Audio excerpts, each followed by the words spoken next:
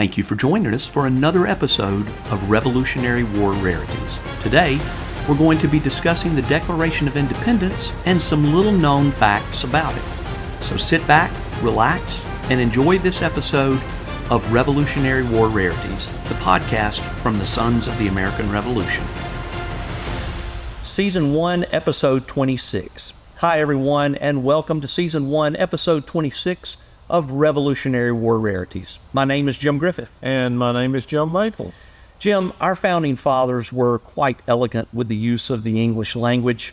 Very few documents more accurately represent their command of the English language than the Declaration of Independence.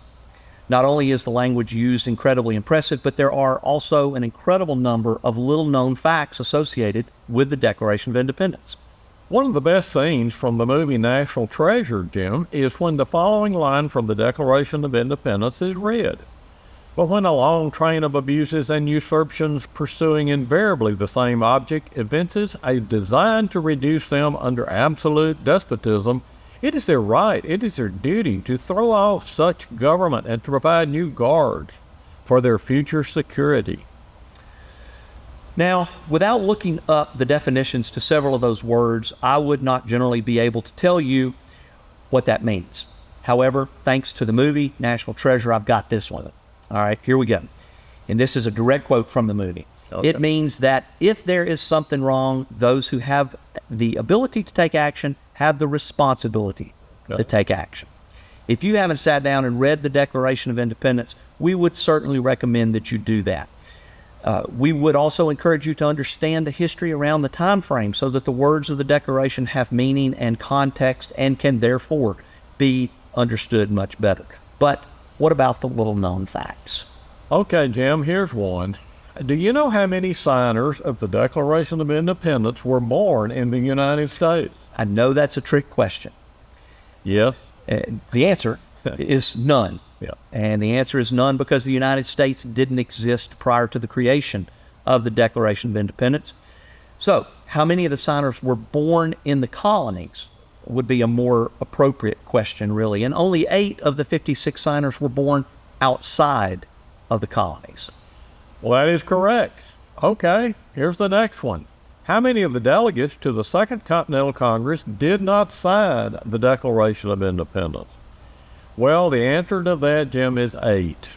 They were John Alsop, George Clinton, John Dickinson, Charles Humphreys, Robert Livingston, John Rogers, Thomas Willing, and Henry Wisner. Now, here's a crazy fact. Robert Livingston was on the Committee of Five that created the Declaration of Independence, and he refused to sign it. His reasoning was that he believed that it was way too early to declare independence from England. Well, do you know how many changes were made to Jefferson's draft of the original Declaration of Independence?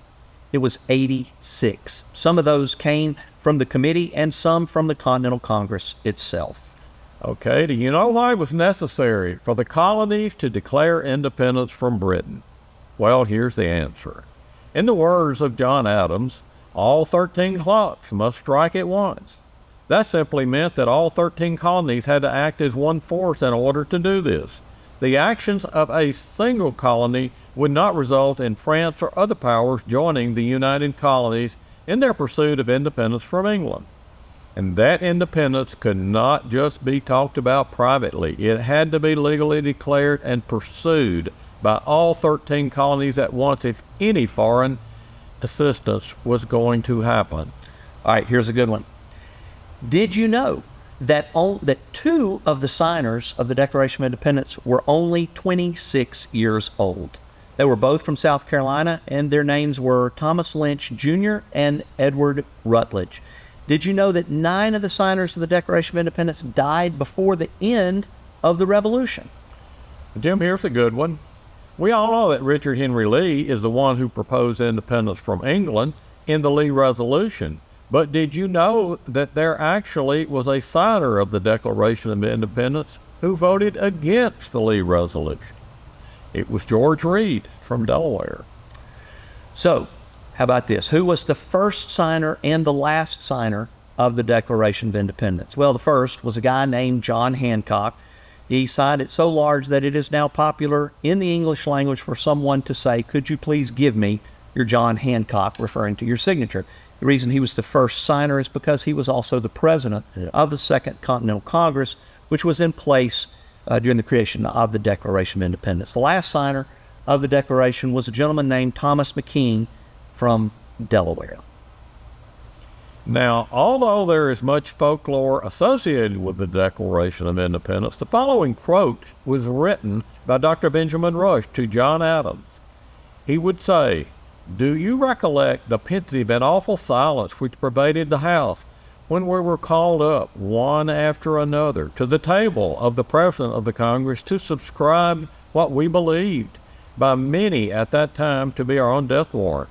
The silence and the gloom of the morning were interrupted, I well recollect, only for a moment, by Colonel Harrison of Virginia, who said to Mr. Gary at the table, 'I shall have a great advantage over you, Mr. Gary, when we're all hung for what we are now doing. From the size and weight of my body, I shall die in just a few minutes. But from the lightness of your body, you will dance in the air an hour or two before you are dead.' The speech procured a transient smile, but it was soon succeeded by solemnity with which the whole business was conducted." Independence was a question that was asked, but reluctantly so. Independence was then officially declared, but reluctantly so. The reality of successfully achieving independence was precarious at best. Benjamin Franklin was quoted as saying, "We must indeed all hang together, or most assuredly we shall all hang separately." This document, the men who signed it, and the country which was ultimately formed was a leap of faith for everyone. And today, the sons of the American Revolution salute the Declaration of Independence, the men who signed it, and the principles contained within it, which are continuing to influence the evolution of our country and our government. My name is Jim Griffith. And my name is Jim Maples, and we thank you for joining us today. And please be sure to join us for the next episode of Revolutionary War Rarities. This has been a production of the National Society Sons of the American Revolution, www.sar.org.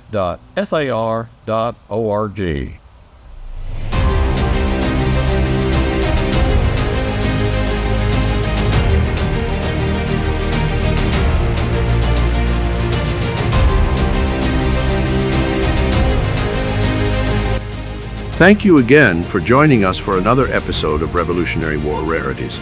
Please don't forget to join our Facebook group, subscribe to our YouTube channel, and click the bell so that you will be notified when a new episode is released. Oh yeah, and don't forget to subscribe on your favorite podcast application as well. We will see you again in 2 weeks with another episode of Revolutionary War Rarities. Until then, stay safe and have a happy Independence Day.